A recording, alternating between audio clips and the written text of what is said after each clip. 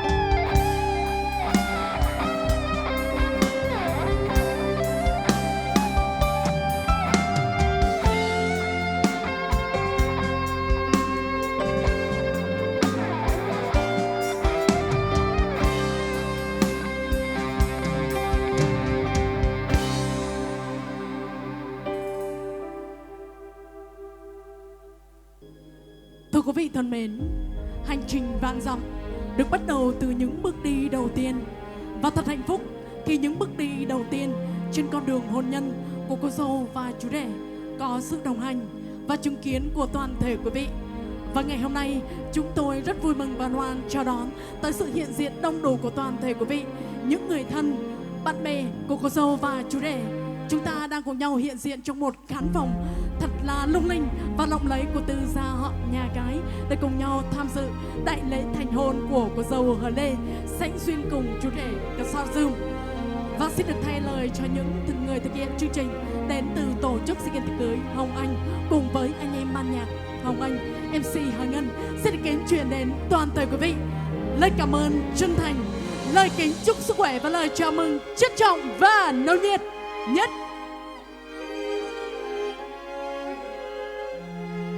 Và thưa quý vị thân mến, thì ngày hôm nay người dẫn chương trình rất là vui khi được đồng hành và kết nối câu chuyện tình yêu đến toàn thể quý vị khách quý ngày hôm nay. Quý vị thân mến, có những cuộc gặp gỡ tưởng chừng là định mệnh. Có những người bước vào cuộc đời của nhau giống như một món quà dịu dàng của tạo hóa. Yêu không phải là tìm được một người bạn đời hoàn hảo, mà là yêu một người theo cách hoàn hảo nhất. Tình yêu là cách mà chúng ta gặp gỡ nhau, nhưng hôn nhân là cách mà chúng ta cùng nhau vun vén, vun đắp cho một mái ấm gia đình hạnh phúc. Cũng giống như câu chuyện tình yêu của Hờ Lê và Cò Sa Dương. Sau một thời gian quen biết và tìm hiểu nhau, trải qua những khó khăn thử thách, thì ngày hôm nay hai bạn đã đi đến kết quả cao nhất trong tình yêu, đó chính là hôn nhân. Và ngày hôm nay quý vị đang cùng với chúng tôi có mặt tại đây sẽ được chứng kiến một câu chuyện tình thật đẹp được viết lên bằng những lời nguyện ước, bằng những khoảnh khắc vô cùng ngọt ngào và lãng mạn ngày hôm nay. Và ngay bây giờ xin mời tất cả quý vị chúng ta sẽ cùng tạm gác lại công việc riêng tư của mình và cùng hướng ánh nhìn thân thương của mình về với con đường đẹp nhất ngày hôm nay, và cùng nhau dành một tràng pháo tay thật lớn vào nồng nhiệt để cùng chào đón lên sân khấu ngày hôm nay. Xin mời cô dâu Hờ Lê Sánh Duyên cùng chú rể Cà Sao Dương sẽ cùng trở về với sân khấu để cùng ra mắt tất cả quý vị. Xin được trân trọng kính mời. Khoảnh khắc thấy em trên lễ đường cùng ánh mắt bóng dáng thân thương, nhiều năm ấy chớp mắt trôi qua để ta giờ đây phải chung một nhà. Và anh hứa yêu em suốt đời, lời thiêng liêng anh hứa với trời. Dù đau ốm nghèo khó sóng gió tổn thương thì anh vẫn luôn ở đây. Mình sẽ đi cùng nhau, có nhau.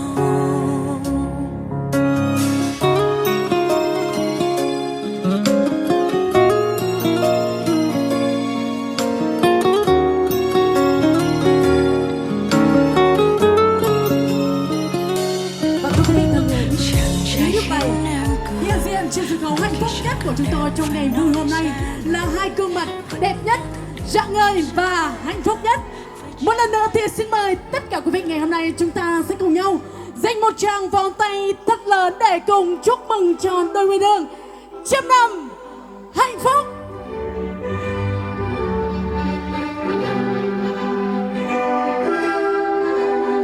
Và thưa quý vị thân mến, ngày hôm nay cô dâu và chú rể của chúng tôi có được niềm vui, niềm hạnh phúc trọn vẹn như ngày hôm nay, thì chúng ta không thể không nhắc đến công lao của trời biển, của những bậc làm cha, làm mẹ. Bằng tất cả sự trân trọng và biết ơn đó thì xin được thay lời cho cô dâu và chú rể, ban tổ chức của chúng tôi xin được trân trọng kính mời đại diện của hai bên gia đình. Chúng ta sẽ cùng tiến về với sân khấu hạnh phúc để cùng ra mắt tất cả quý vị. Xin được trân trọng kính mời.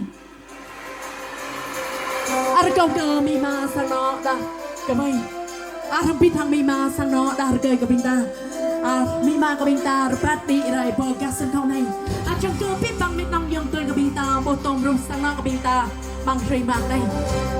Và về phía đại diện họ nhà gái thì chúng tôi xin được trân trọng kính mời và kính giới thiệu có ông Alun và bà Vic là song thân của cô dâu Hờ Lê sẽ cùng trở về với sân khấu hạnh phúc để cùng ra mắt tất cả quý vị. Và cùng đồng hành cùng với đại gia đình họ nhà gái là thân sinh phụ mẫu của họ nhà trai, các ông Cà Sao Nhiên và bà Rơ Mác Hờ Vin là song thân của chú rể Cà Sao Tương. Và thưa quý vị thân mến, thì ngay lúc này thân sinh phụ mẫu của chúng tôi đang tiến về với sân khấu hạnh phúc để luôn là hậu phương vững chắc cho các con của mình trong chặng đường trưởng thành tiếp theo. Và thưa quý vị thân mến, thì ngay lúc này hiện diện trên sân khấu hạnh phúc của chúng tôi ngày hôm nay là một hình ảnh đại gia đình vô cùng tuyệt vời và hạnh phúc nhất ngày hôm nay. Và một lần nữa thì xin mời tất cả quý vị ngày hôm nay chúng ta sẽ cùng nhau dành thêm một tràng pháo tay thật lớn để cùng chúc mừng cho mảnh ghép bức tranh đại gia đình đã được hoàn thiện.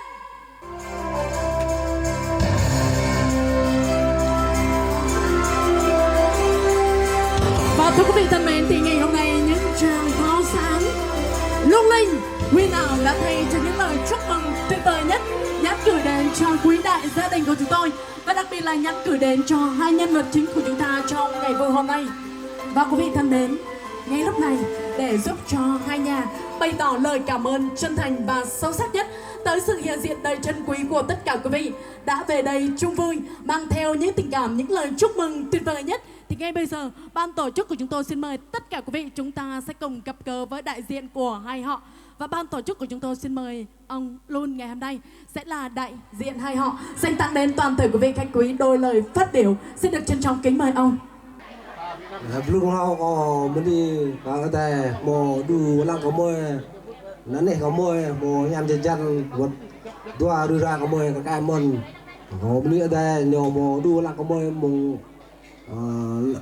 lam na kruh kwa na bo tala mak chang truh lam ken chang luk noa là ko meni sawat dong ploy yang doy mong tah je ra kruh po anak rura dua ko moy chẳng mang ta họ mà hàng này của môi đưa ra của môi lời thọ to ở đó họ cái niềm ra cái này của môi đưa ra của môi có hẹp cái thọ có hẹp tướng nữa.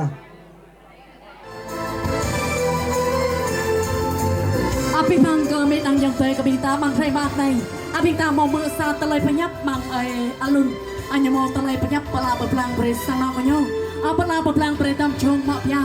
Mặc này mà ác này nạp phá của nhỏ chung gây bên đây cờ riêng cho cờ biết bằng cờ bình ta mô đại pro nhạc rì ngồi mà ác rằm biết thằng sang nào của nhỏ mặc này mạc này sa vật tăng cầu cờ biết bằng mấy đằng dân tê cờ bình ta thọ bằng đi nọc mà ác này bình ta bóc tăng nhân prong ra tầng sang nào của nhỏ sa vật tăng ấy cờ biết bằng. Và thưa quý vị thân mến, thì vừa rồi quý vị vừa được đến với những lời phát biểu đáp lại tình cảm đầy đủ chân thành và sâu sắc nhất đến từ đại diện của hai họ ngày hôm nay. Và đặc biệt là cảm ơn những tràng pháo tay của tất cả quý vị dành tặng cho đại gia đình của chúng tôi.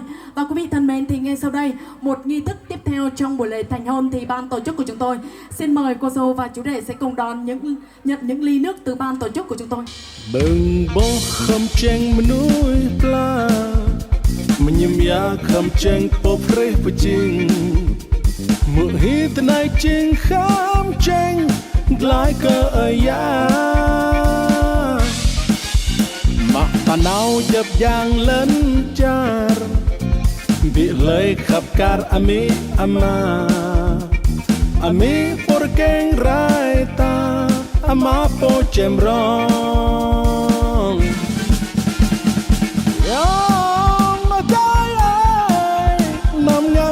ta ro pran jwa namo na nga ma ro hi tle pramin to dong ame to ha ama ta vira ro toàn thể quý vị khách quý có mặt trong ngày vui hôm nay xin được trân trọng kính mời. Và thưa quý vị thân mến, thì ngay lúc này hiện diện trên sân khấu hạnh phúc của chúng tôi ngày hôm nay chỉ còn hai nhân vật chính. Và thưa quý vị thân mến, thì ngay lúc này hiện diện trên sân khấu hạnh phúc của chúng tôi ngày hôm nay chỉ còn hai nhân vật chính xinh đẹp nhất, rạng ngời nhất ngày hôm nay. Và xin mời chú rể cả sạp tươm sẽ cùng nắm chặt tay cô dâu xinh đẹp của mình và cùng tiến về với thắp bánh tình yêu để cùng nhau thực hiện nghi thức cắt bánh trong ngày hạnh phúc. Xin mời hai bạn. Yêu như chưa từng yêu. Hỡi anh yêu, em cũng muốn nói một lời mình cưới nhà anh, bởi em chỉ cần anh thôi. Yêu anh mất rồi, chưa bao giờ nguôi, mình sinh ra để thành đôi. Đừng ngại ngần gọi tên em đi, Đừng ngại ngần gọi tên anh đi. đừng ngại ngần Em này đã sẵn sàng chưa ạ? Chẳng Đâu? chờ gì chồng ơi em đây. Chẳng chờ gì vợ ơi anh đây. Ngày tuyệt vời nào hơn hôm nay mình cưới Chúc nhau hạnh phúc trăm năm.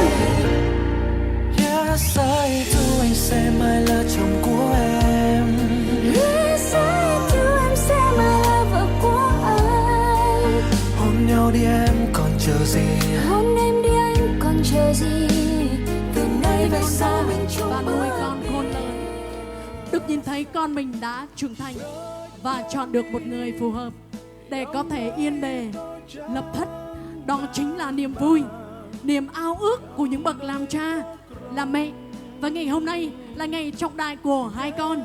Cha mẹ cũng chất chiêu dành dụm những phần quà, những kỷ vật, mong cho cuộc sống hôn nhân của hai con sau này sẽ có một cuộc sống hôn nhân thật là hạnh phúc và viên mãn.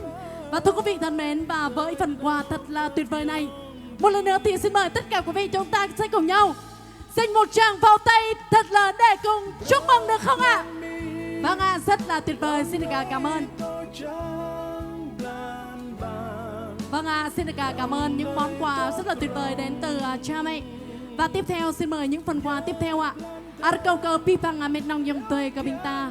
Bintang 100 ke 6 pecah Pritam Chung Ma Piang. Arko bintang prokmet di rai perkasan kau này.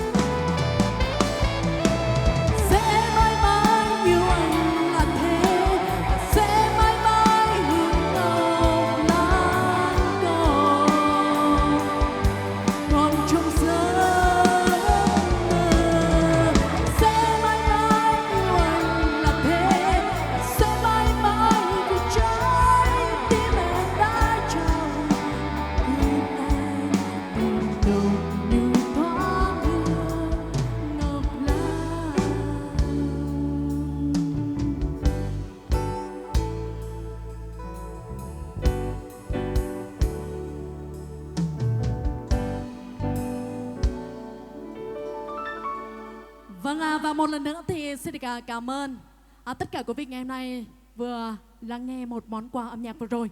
Và quý vị thân mến, thì ngay lúc này để thay đổi không khí của chương trình thì ngay bây giờ ban tổ chức của chúng tôi xin mời tất cả quý vị chúng ta sẽ cùng chào đón một lời ca tiếng hát rất là quen thuộc. Xin được chào đón lời ca tiếng hát của bạn Y Dung, guitar bass. Xin mời.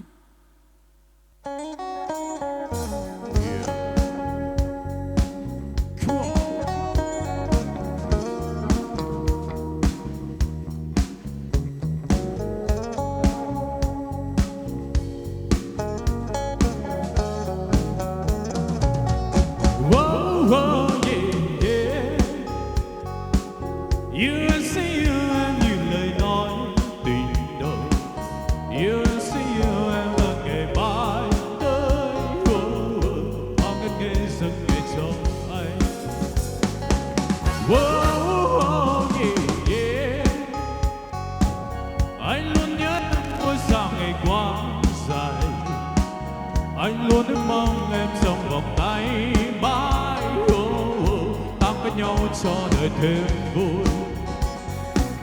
Và người yêu ơi xin em hãy nhớ, nếu yêu anh xin em đừng dối, vì con tim đã trao về người, trọn cuộc đời yêu em mãi thôi. Khi đôi trái tim đang chung lời ước nguyện, xin em những câu yêu thương còn vang mãi. Ta có nhau cho đời thêm vui.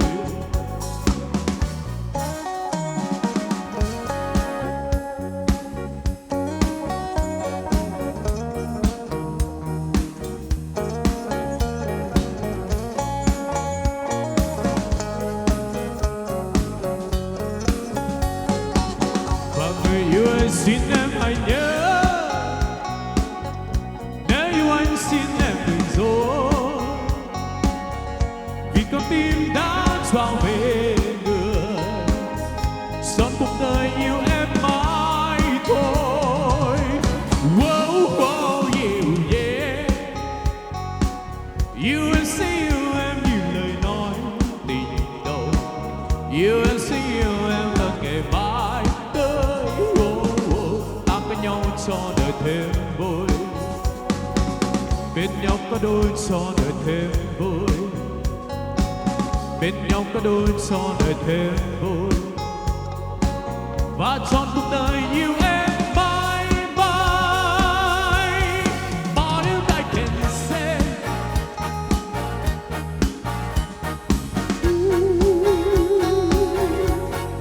but if I can say,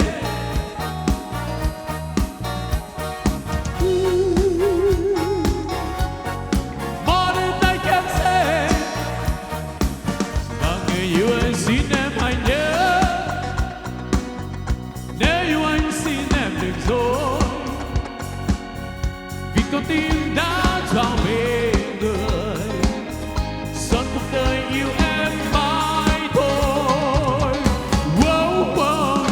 Yeah. Yêu em sẽ yêu em như lời nói tình đầu, yêu em sẽ yêu em là ngày mai tới. Ta có nhau cho đời thêm vui, bên nhau có đôi cho đời thêm vui, bên nhau có đôi cho đời thêm vui, và trọn cuộc đời yêu em mãi mãi.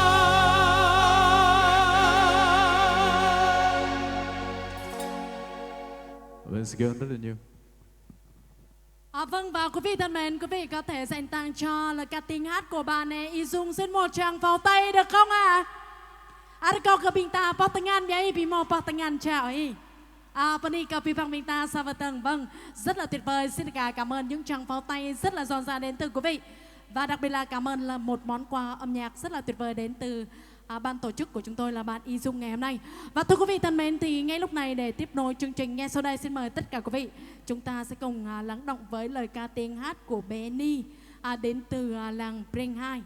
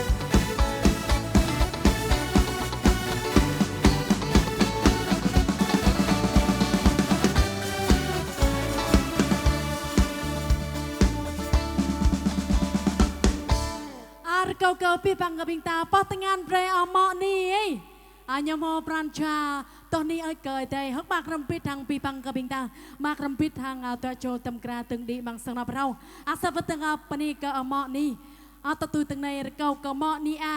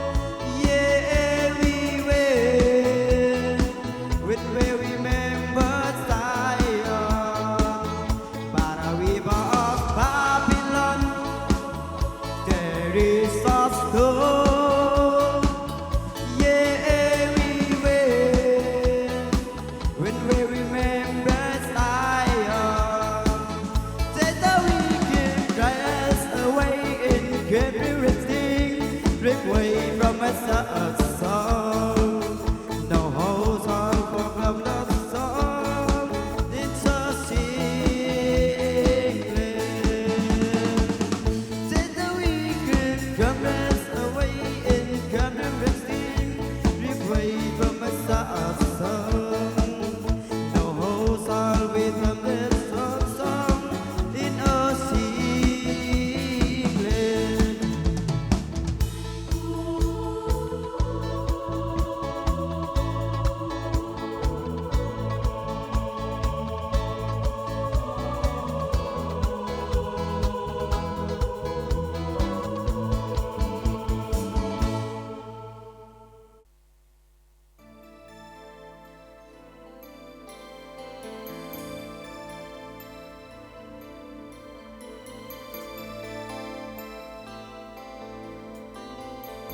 thoáng thấy bóng đôi chim tung tăng trên không dệt vắng. Lúc xanh bước bên nhau ta nghe không gian gọt nắng đẹp còn hồng trên đôi môi em. Ai có ngờ con gió xiên lên đập phong ba xe nát con tim ta tới. Mắt mắt lắm đôi mưa say rồi em quên ngày tháng. Lúc xanh bước bên nhau ta nghe không gian gọt nắng đẹp còn hồng trên đôi môi em. Ai có ngờ con gió xiên lên đêm phong ba xe nát yêu thương ta tới. Sao không đến bên em dọn đời cho tình hoang vắng. Một tiếng yêu em suốt lời nào người có hay. Bước chân anh xa mơ con tim em lạnh giá. Tình cảm ơn dâng lúc mơ mong giờ tin theo rất bóng người.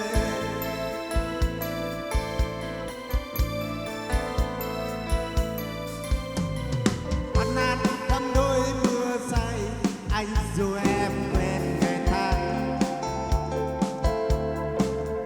Lúc xanh bước bên nhau ta nghe không gian gặp nắng tình đêm hò xin môi môi em. Ai có ngờ con gió xiên lên đêm phong ba xe nát yêu thương ta tới.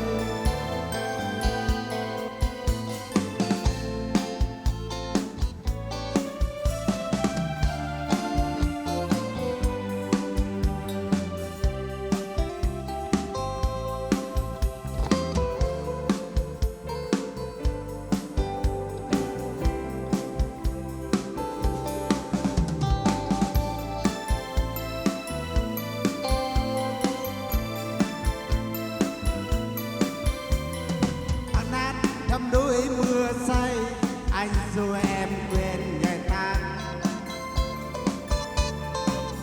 Lúc xanh bước bên nhau ta nghe không gian ngọc nắng tình đường hồng trên đôi môi em.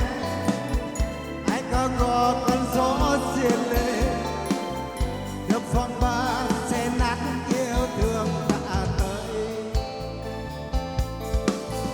Sao không đến bên em dọn đời cho tình tôi hoang vắng.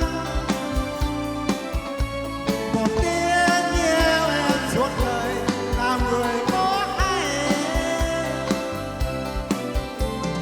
Bước chân anh xa mơ con tim em lạnh giá.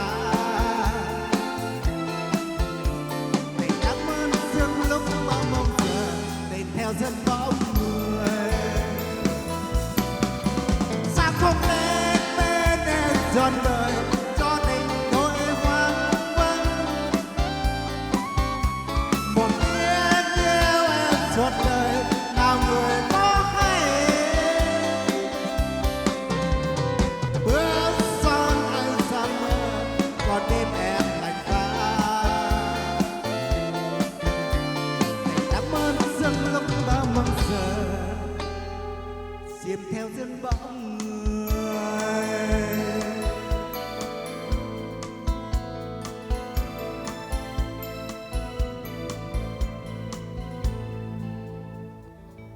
Và thưa quý vị thân mến, vừa rồi quý vị vừa được thưởng thức món quà âm nhạc rất là tuyệt vời đến từ lời ca tiếng hát của anh John. Và một lần nữa thì xin được cảm ơn những tình cảm thân thương đến từ lời ca tiếng hát của anh đã góp vui chương trình văn nghệ trong ngày vui hôm nay. Và ngay lúc này sẽ là một lời chúc một món quà âm nhạc vô cùng tuyệt vời tiếp theo đến từ lời ca tiếng hát của bạn Thiêm.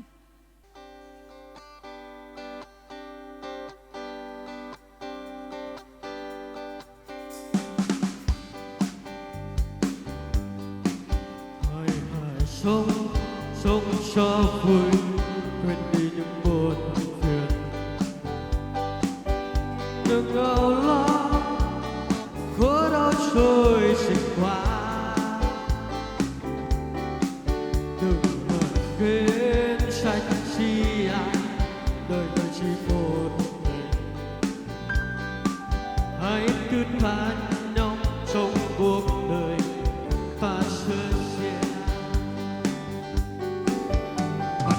chưa xa tiếng chim ca đang trong vườn. Mùa xuân sang trên môi đón thắm hoa hồng tươi và tình yêu đến bên ta trong đêm bóng rộn vàng. Hãy thức tha nhau trong cơn này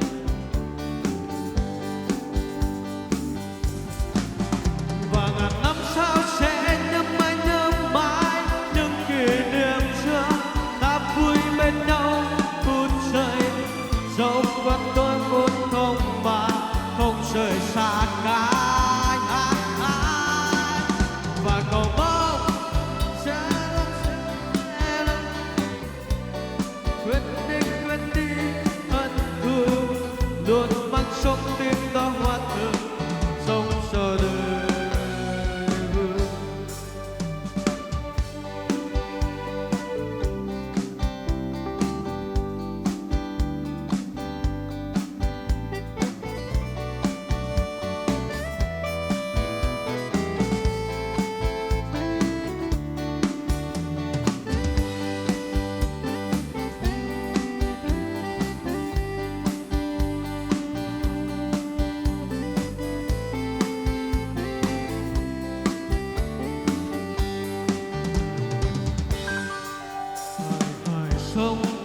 Sống cho vui quên đi những buồn phiền, đừng âu lo khổ đau rồi sẽ qua, đừng cần kết sạch chi ai đời người chỉ một mình. Hãy thứ tha nhau trong cuộc đời ta sớm chưa xa tiếng chim ca ngập tràn nắng trong vườn. Mùa xuân sang trên môi đón thắm hoa hồng tươi và tình nhớ đến nơi đang trong tim. Hãy thứ tha nhau trong cuộc đời và ngàn năm sau sẽ nhớ mãi những kỷ niệm xưa ta vui bên nhau phút giây dẫu bao tố cuốn phong màn không rời xa cả và cầu mong thế giới sẽ không còn khổ đau quên đi hận thù luôn mang trong tim ta hoa thơm sống cho đời.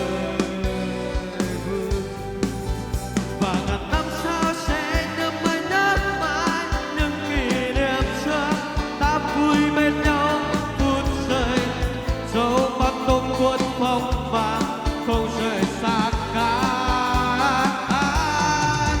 và cầu mong thế giới sẽ không còn khổ đau quên đi hận thù luôn mang trong tim hoa thơm sống cho đời vui.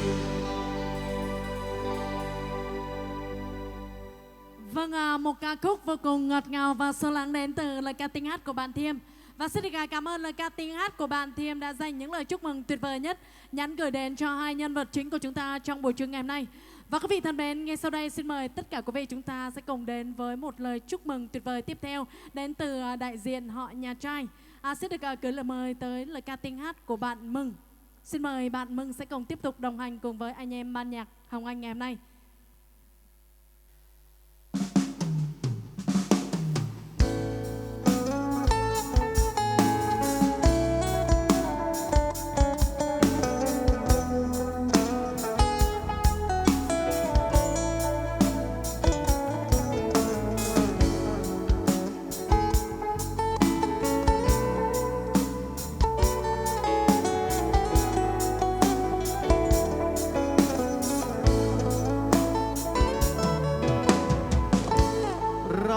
Thun plan jam jelun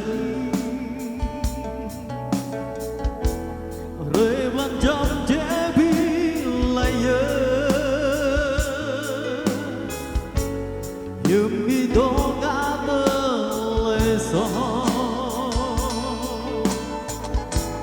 vì nhiều lòng mỹ mang và vui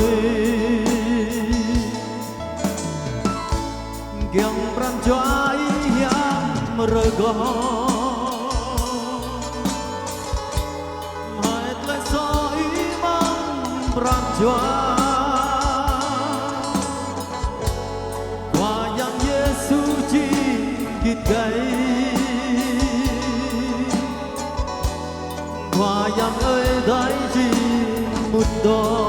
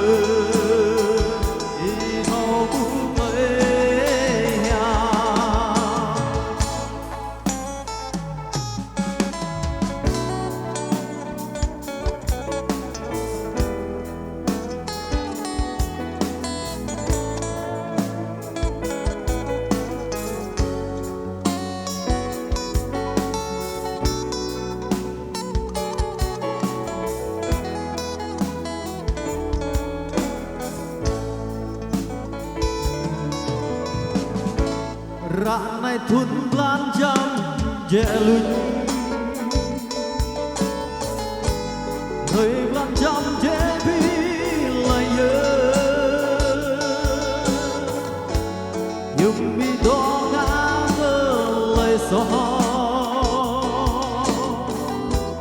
Vì nhung lòng mi mang và vui Yang pran choai hiam rego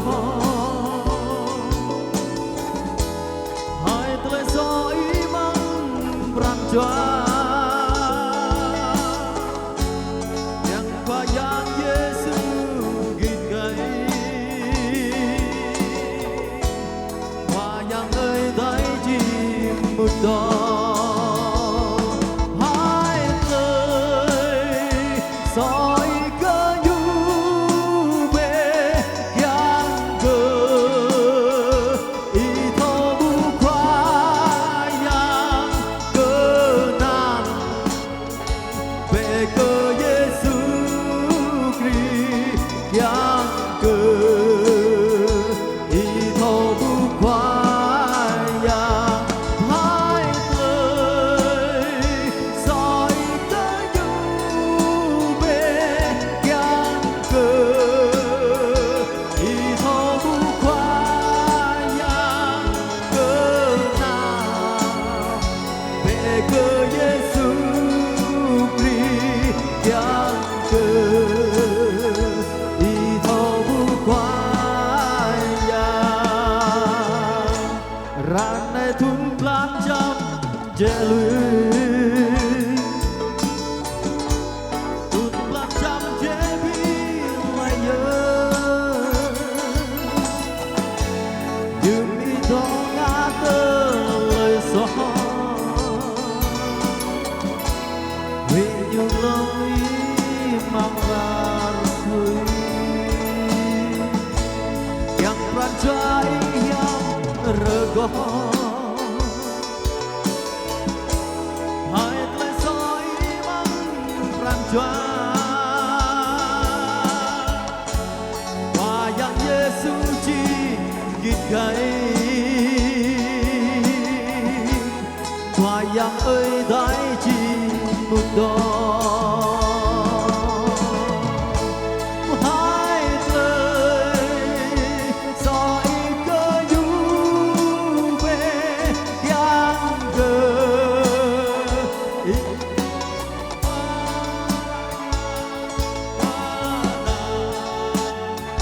về cơ Giêsu Christ yang cơ ý thô bu bê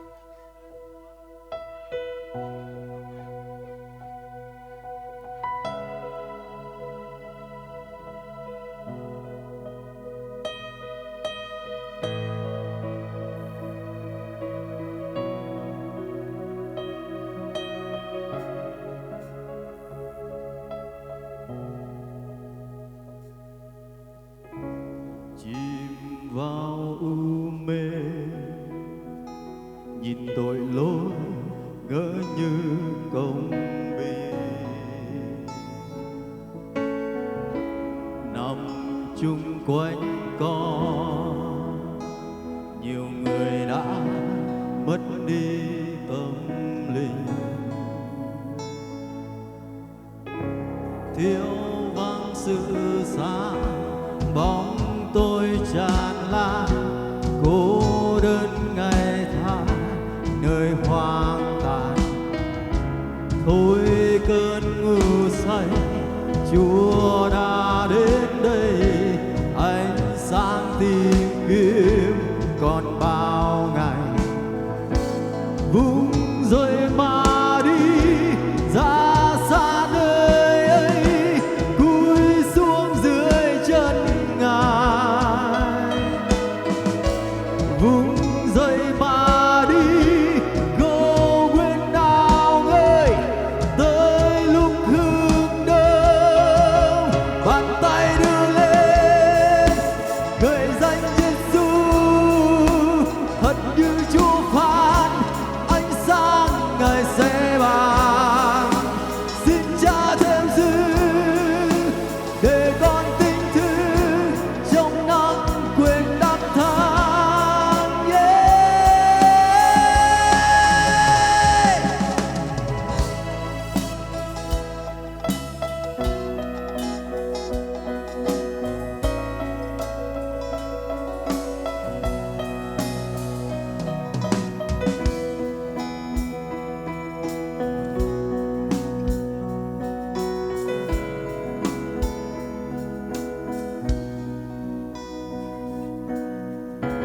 chìm vào u mê nhìn tôi lối ngỡ như con bi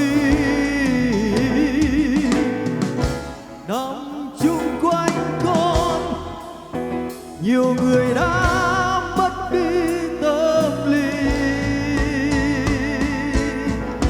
thiếu vắng sự sáng bóng tôi tràn lan cô đơn ngày tháng nơi hoang tàn thôi cơn ngủ say Chúa đã đến đây ánh sáng tìm kiếm còn bao ngày vung rơi mà đi ra xa nơi ấy cúi xuống dưới chân Ngài vung rơi mà đi cô quên nào ngơi tới lúc hướng đông bàn tay đưa lên ngợi danh Giêsu thật như Chúa phán ánh sáng Ngài sẽ ban xin Cha thêm dư để con tình thương trong nắng quên năm tháng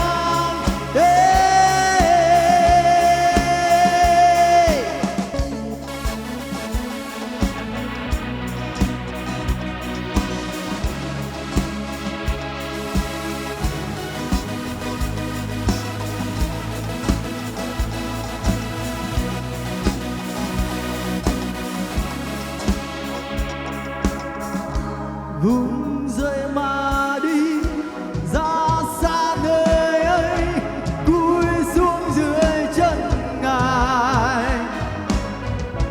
vung rơi mà đi câu nguyện nào ngơi tới lúc hướng đông bàn tay đưa lên ngợi danh Giêsu thật như Chúa phán ánh sáng Ngài sẽ ban xin Cha thêm dư để con tình thương trong nắng quên năm tháng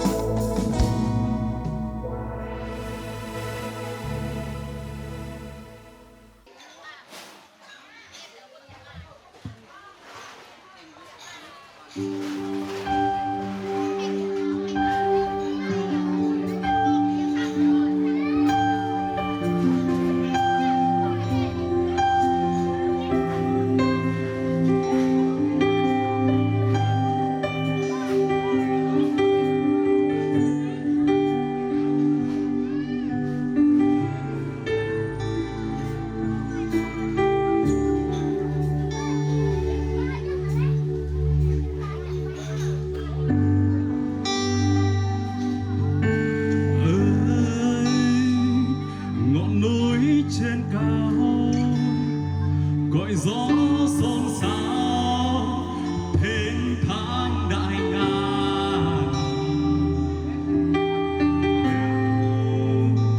Con gió đi hoang về với bồn bề nghiêm dịu ngắm hoài khói thuốc say.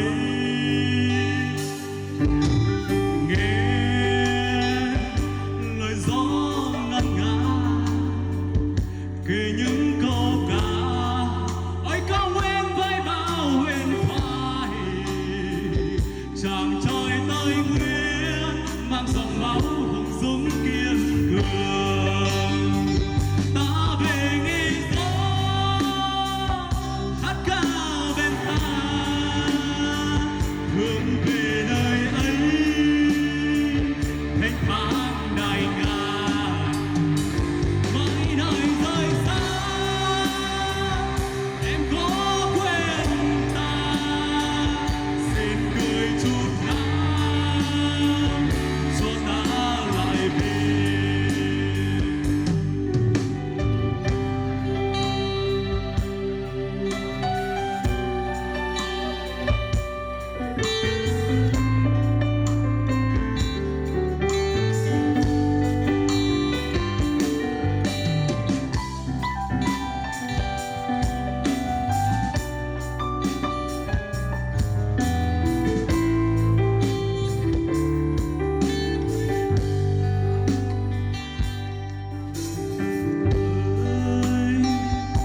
Ngọn núi trên cao còi gió xôn xao thênh thang đại ngàn.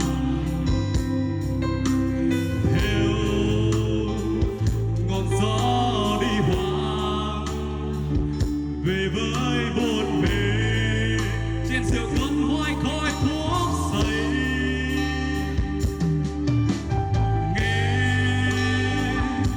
Lời gió ngân nga kể những câu ca ôi cao nguyên với bao huyền thoại, chàng trai tây nguyên mang dòng máu hùng dũng kiên cường. Ta về nghe gió hát ca bên ta, hướng về nơi ấy thanh thang đại ngàn. Mãi nơi rời xa em có quên ta, xin cười chút nào cho ta lại về. Ta về nghe gió hát ca bên ta, hướng về nơi ấy